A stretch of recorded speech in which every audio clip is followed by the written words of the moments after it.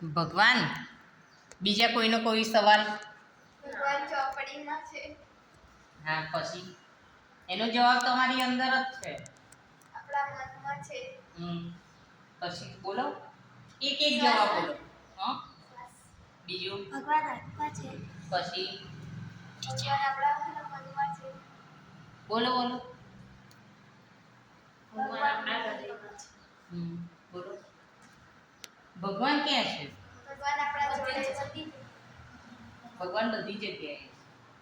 જેમ આપણે મનુષ્ય શ્વાસ લઈએ છીએ, શ્વાસ દેખાય છે?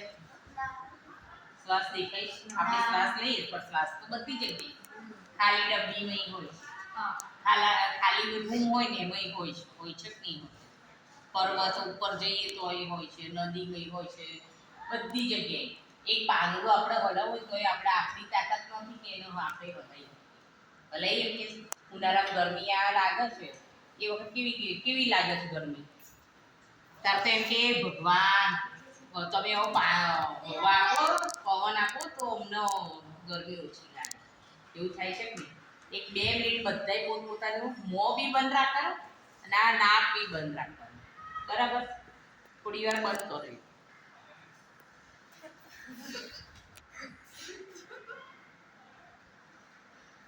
તમે 2 મિનિટે નહીં રહી શકો, બરાબર? શ્વાસ લીધા વગર રહી શકીએ છીએ આપણે? કેટલો ટાઈમ રહી શકીએ? 2 મિનિટ કે 5 મિનિટ, એનાથી વધારે ના રહી શકીએ. કોરોના આવ્યો હતો ને એ વખતે બધાને કેવી શ્વાસની જરૂર પડી હતી કે નહીં? ભક્ત પ્રહલાદ હતા, એમના પપ્પાએ તે આ જ સવાલ કરેલો કે ભગવાન ક્યાં છે? તો ભગવાને ભક્ત પ્રહલાદે એવું કીધું, ભગવાન બધી જગ્યાએ, કોઈ જગ્યાએ એવું નથી